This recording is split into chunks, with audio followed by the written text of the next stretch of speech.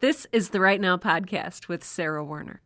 Episode 19, 7 Reasons You Need a Writing Mentor.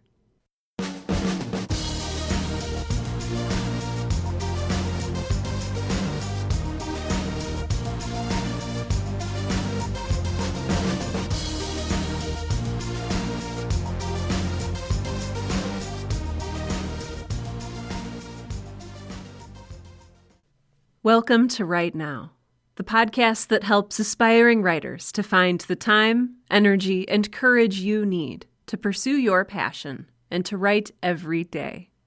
I'm your host, Sarah Werner, and today I want to talk about something that I think gets overlooked a lot when we talk about the how and why and wherefore of being a writer and of writing. Imagine with me a writer with a capital W.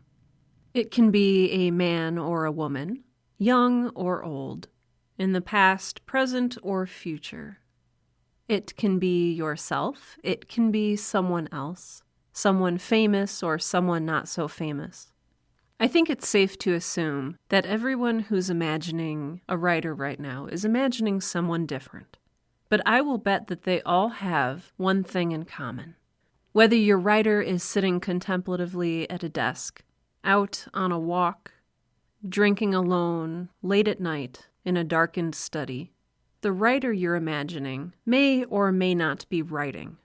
But I would bet that the writer you're imagining is most certainly alone. There's a very popular and very romanticized image of a writer as a person who is fundamentally alone. When we think of writers, we think of them in solitude. And perhaps we do this for a number of different reasons. Perhaps it's because writers do tend to be a little bit more introverted. Perhaps we've cultivated a reputation for being devoted to our craft and therefore reclusive. I know that many writers cannot write unless they are alone, free from distraction, in silence, and in direct communication with their muse, whatever that might be. Maybe it's because writing is a place where I think a lot of us tend to do our processing, our mental processing. Whether we journal or whether we simply use our writing as a way to externally process our thoughts and lives into the grander life of a story. If writing is a place where a lot of our thinking and processing takes place, it's understandably difficult to let someone else in. A lot of writers are simply not comfortable sharing what they have written, and that's fine. When you think of writers, when you think of Virginia Woolf or John Cheever or Ernest Hemingway, or even Snoopy from the Peanuts cartoons, sitting on top of his red doghouse with his typewriter, writing about dark and stormy nights, it seems that everyone else in the entire world is shut out of the realm of these writers. They are quite fundamentally alone, and other people are nothing more than a distraction, an interruption of the thread of genius. But you know what? You can't do this alone, and you're not alone. Now, I'm not going to tell you to go out on Friday nights to the club and lose yourself among the crowds. I'm not going to tell you to try sitting in a circle with your friends and everyone write together, because chances are you're not going to be able to focus.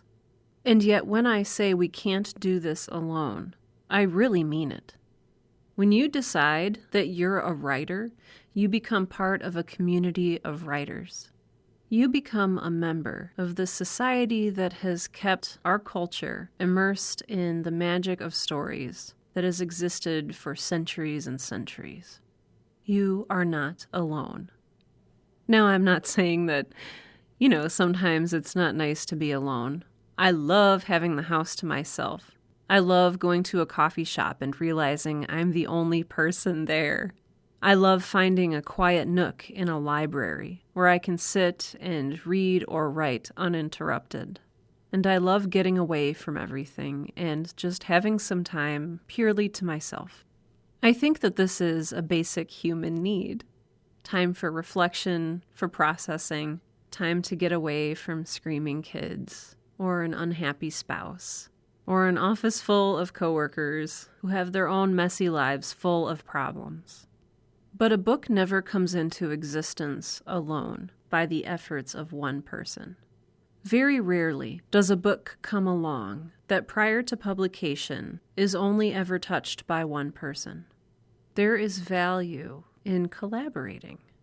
Whether it's to have another pair of eyes look over your manuscript for spelling and grammar errors, whether it's a discussion with the local fire chief about how the mechanics of a burning house actually work, whether it's an interview with an old friend to try to recall a memory, whether it's an argument with a loved one that sparks the passion to finally write what you've been feeling. We may prefer peace and revel in the quiet, but at the end of the day, we are social creatures. No matter how asocial you may feel at times, if you write with the intention of having anybody else read what you've written, then you're accepting a part in a community. Now, all of this was never more true to me than when I discovered that I had a writing mentor, because I had been quite convinced that I could do it on my own. I'm the kind of person who hates to ask for help. I literally cannot open my mouth and say to someone, please help me, or I need help with something. I can't do it. There's a catch in my throat, a twinge in my stomach that doesn't let me admit that I need anyone else. So I said, I'm going to write a book. I'm going to edit it myself. I'm going to design the cover art. And I'm going to self-publish it. And no one else has to be involved. I think that to some degree, self-sufficiency is useful. And I live in America where you're an individual and you pull yourself up by your bootstraps, whatever that means. And you take matters into your own hands and you act as your own hero. And you know what? That is a load of crap. I didn't know what a load of crap it was until I discovered my own mentor. Some time ago, I was encouraged to join a local leadership program. It was to be carried out over a certain number of months, and there were different sessions, I suppose, that were led by a panel of local leaders and experts. This was a great opportunity, and for someone who's not super big on networking, I met a bunch of really smart and cool and interesting people. I remember our very last session was about work-life balance, which you may or may not know is something that is of great interest to me. And at the very end, there was a Q&A session. And my question was, I'm a writer. And so I'm balancing not just work and life, but also writing, my passion project. And after so much debate about how to balance work and life, about how to decide how long your kids are going to stay at daycare, and how many hours you're going to work in a week, and how much free time you're comfortable scheduling for yourself, and how important your career is to you. How do you wedge a third element in there? This is, of course, before I started this podcast, and one of the reasons that I started this podcast. Because I'm still intrigued by this question. And each of the three panelists took a stab at answering this question. They gave very good answers because they were all very wise and thoughtful people. One person suggested that I take another look at my schedule and make sure that I was devoting time to each of those three realms. Kind of similar to what I talked about in the last podcast episode, number 18.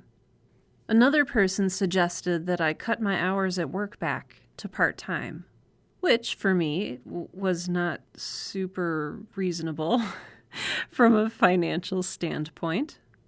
But this third person, this beautiful woman dressed in hot pink with a platinum blonde pixie cut and perfect mascara. The type of person that I am not. At the time, I was wearing a very drab black business suit, and I have brown hair that I've never dyed full of gray streaks, and I wore glasses and sensible shoes.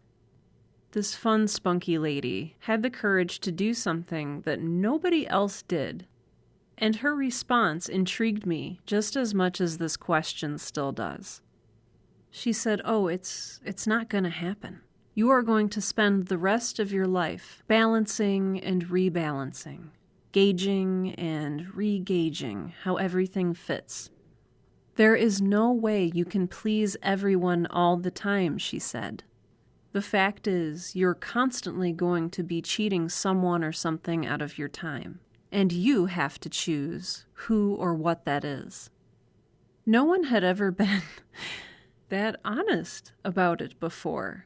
Everyone on the panel was an immaculate professional, and they couldn't admit that maybe they didn't have this whole balance thing perfectly figured out yet. But she did. She said, sometimes all those plates you're spinning, they are going to come crashing down. And I said, I like you. I like your honesty. One of the best lessons that I learned during this leadership program was the practice of saying thank you, the practice of gratitude. The morning after this session, I wrote an email to the woman whose response had spoken to me so deeply, who had surprised me with her honesty. And I said, "Thank you for sharing what you shared. Thank you for your honesty. Thank you for your courage and your willingness to be honest. Thank you for sharing your wisdom." And I thought that it was over, because often when I write people thank you notes, you don't hear something back. It's the bow that you tie on the package of experience. But this thank you was not the end. In fact, it was only, an hour maybe, or an hour or two later, when she wrote back this email that once again was just very moving in its earnestness and its honesty. She wrote back, "Sarah, thank you for getting in touch with me. I'm a writer too, and when you asked your question, I felt such a kinship with you that I wanted to write back." And so we exchanged emails, and we started meeting for coffee, and we became very fast friends. When we met for coffee, which we still do once a month, we each bring a notebook, and we have these lovely organic discussions about our struggles throughout the month, about writing, about publishing, and about work, life, and writing balance. She's a writer, she owns her own business, and she has a family. And she is always so honest, still. The funny thing is, I didn't realize that she was a mentor until quite some time after that. I simply thought that we were reciprocal friends who trusted each other and who weren't afraid to be honest with each other. But I got into another situation with someone who was assigned to be my mentor, and who was everything that Melissa, the woman that I'd been meeting with for coffee and talking about writing with, was not. There are good and bad mentors, and whether mentorship arises from a friendship or a sort of assigned work situation or a leadership group, what have you, you'll be able to tell. Just like with dating, you'll be able to tell if it's real or not, if you have a mutual accord and respect. I've spoken for a while about my good mentor, Melissa, and now I'll speak to you about the mentor who really wasn't a mentor, who was assigned to me, and whom I only met with a handful of times before, hopefully, tactfully breaking things off. She was smart, and it was important to her that I knew she was smart, and smarter than me, which I'm okay with. She had several children that she loved very much, and whom she wanted to talk about. And again, that's fine. She kept forgetting my name, which is less fine. And to her, I became Stephanie. All in all, I did not feel kinship of any kind with this person, who checked her phone constantly, who couldn't remember my name, and who kept insisting that we were going to be the best of friends. So I've talked a little bit about how I found my mentor, but let's back up. Why would you even want a mentor in the first place? You're doing fine. You're balancing your job and your family and your writing as best you can. Meeting with a mentor is just one more thing to schedule. You don't have time? I get it. But I would encourage you to make the time for these 7 reasons. Number 1, a mentor is someone who's been there, who knows what it takes, and who can offer advice on how to proceed with something that you're not sure about. This does not mean that your mentor has to be older than you. In fact, your mentor can be younger than you. Maybe you don't even know how old your mentor is. That's okay.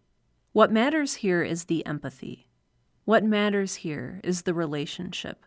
What matters here is knowing that someone else has faced the same challenges that you're facing, and they came out okay.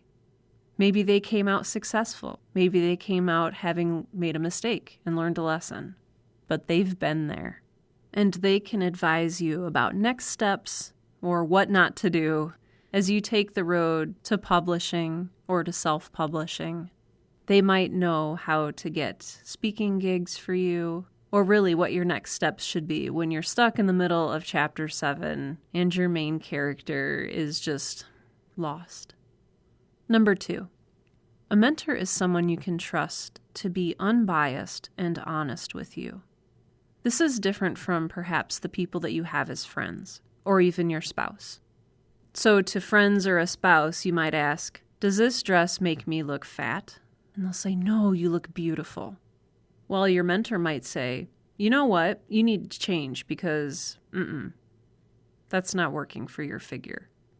Or with your friends or your spouse, you might say, you know what, I'm not feeling it anymore. I need to change jobs. I'm bored or unchallenged or what have you. And your friends or your spouse might say, do what you need to do. We will support you no matter what. Whereas a mentor might say, you know what, I've done that, and that's a really bad idea. Number 3, a mentor can help open doors that would otherwise be closed to you. I may or may not be talking about the dreaded networking.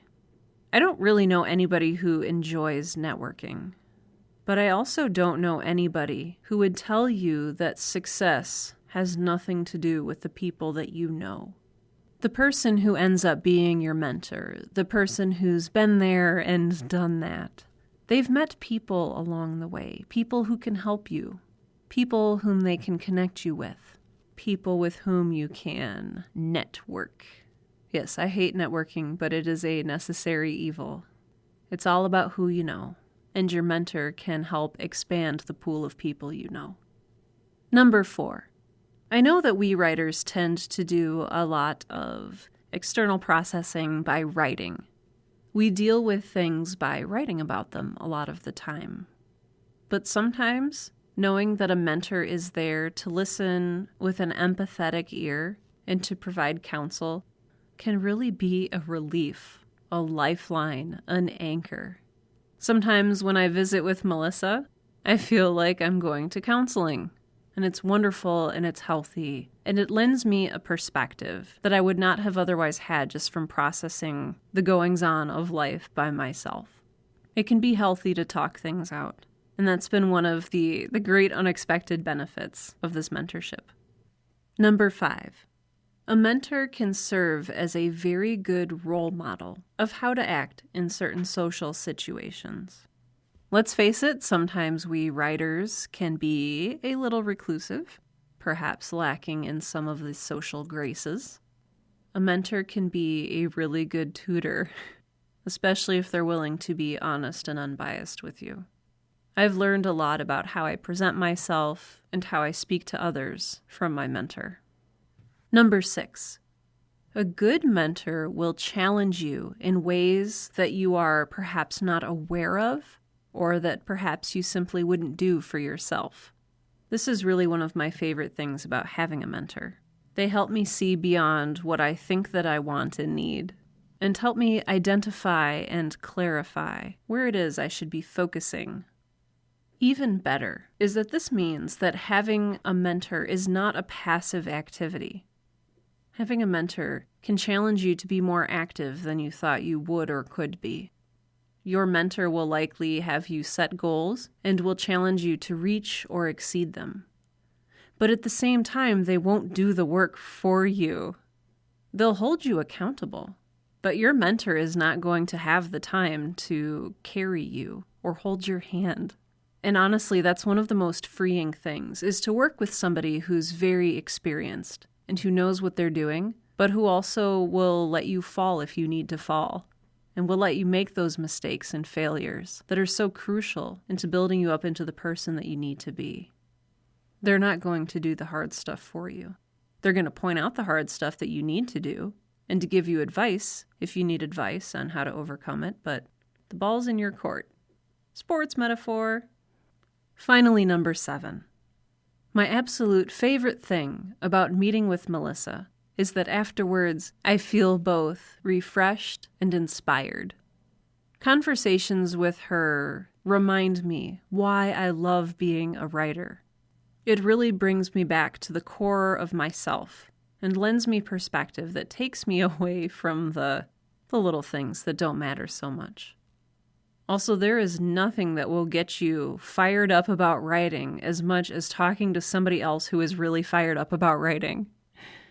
If you want to feel inspired, sit down for coffee with someone who loves to write as much as you do, and have an open and honest conversation about all those beautiful possibilities that exist, about all the wonderful stories you can tell and the lives that you can change.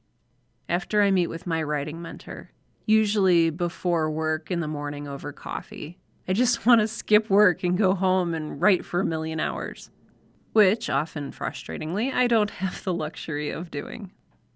So to recap, here are the 7 reasons that you need a mentor. Number 1, for advice from someone who's been there and done that, and who knows what it takes to get you where you want to be. Number 2, someone who is unbiased and unafraid to be honest with you in the way that you need them to be. Number 3, a mentor can open doors that might otherwise be closed to you. Number 4, a mentor can help alleviate stress and anxiety by providing empathy and counsel. Number 5, a mentor can help train you in the social graces that you may need to be successful, or to build the relationships that will make you successful. Number 6, a mentor will challenge you and will challenge you to be active in doing what you need to do to be successful. And finally, number 7, meeting with a mentor will help you feel refreshed and inspired to continue doing this work that you love so much, but sometimes can seem so daunting. With all that being said, how do you know who should be your mentor? Not everybody is going to email you and tell you that they felt kinship with you and, hello, would you like to be friends? And I know it's often not that easy. So I wrote down some traits to look for.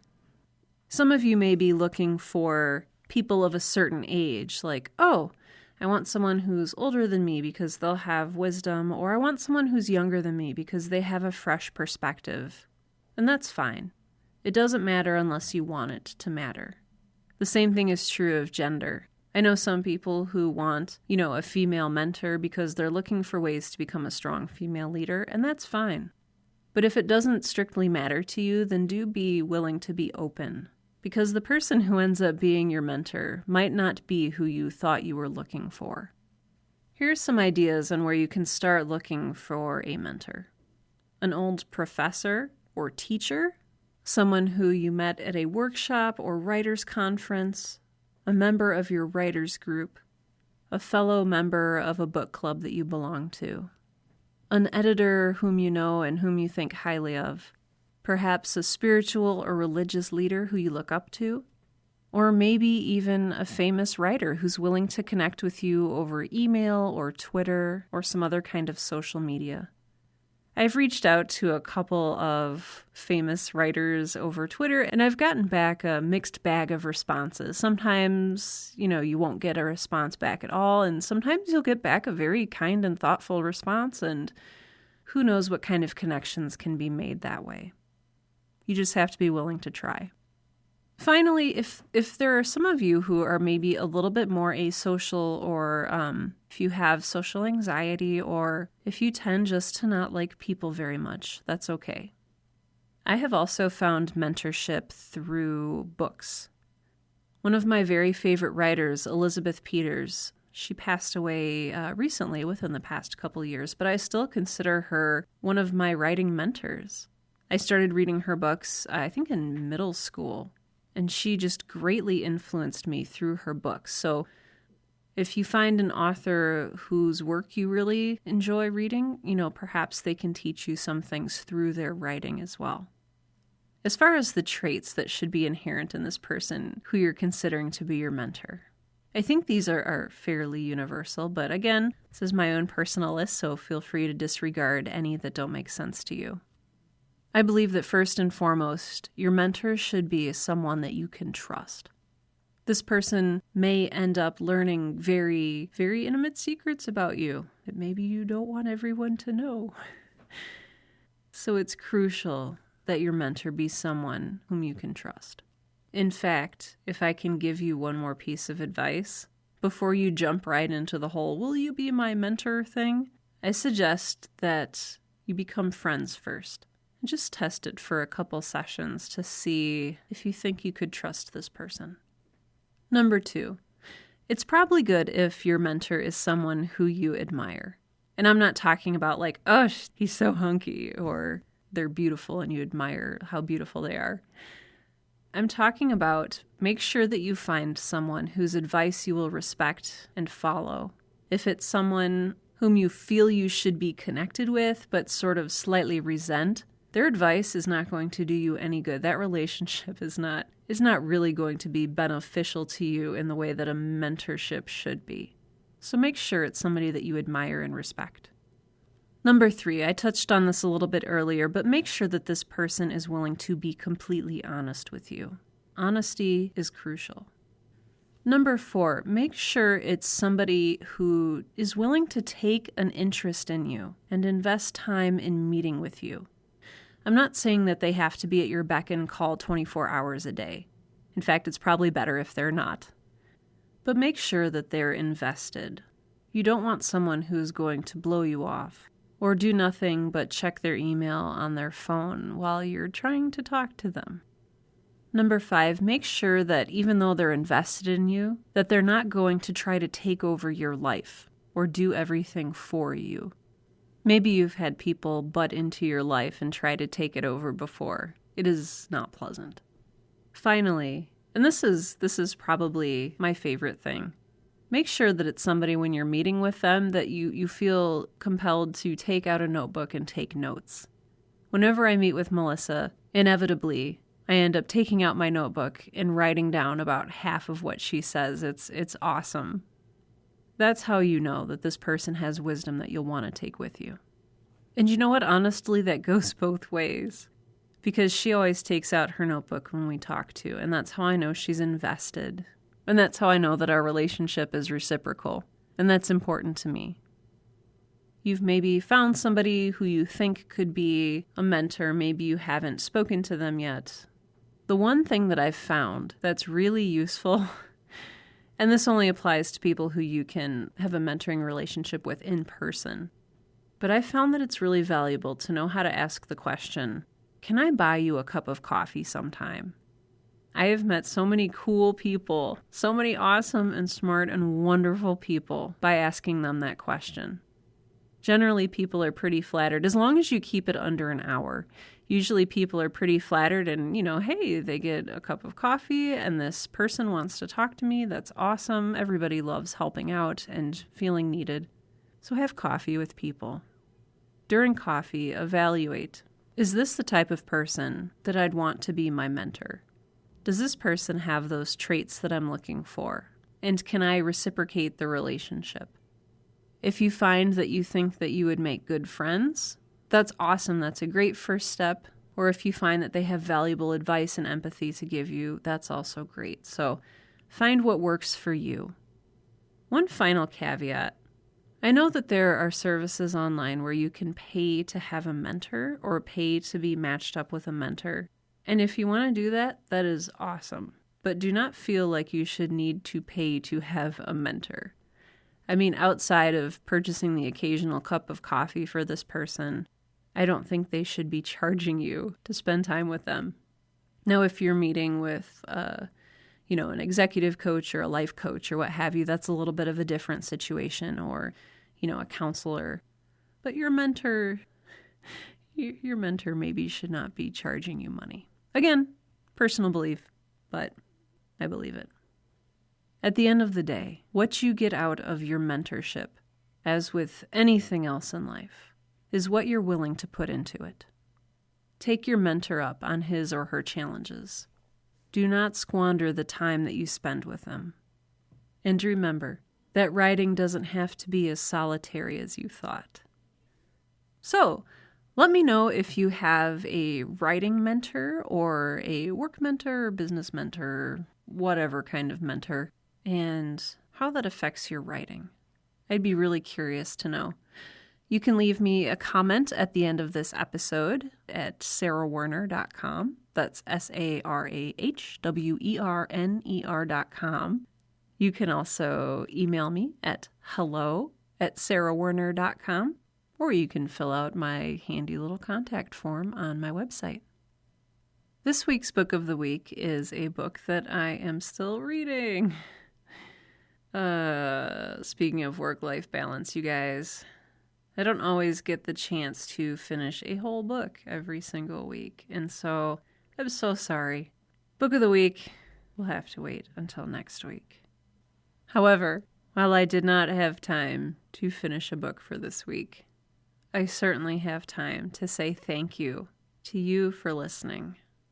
I would also like to thank my wonderful and kind and gracious mentor, Melissa. You've had such a huge impact on my life, not only in my writing, but in also just learning to be a better person. So thank you very, very much.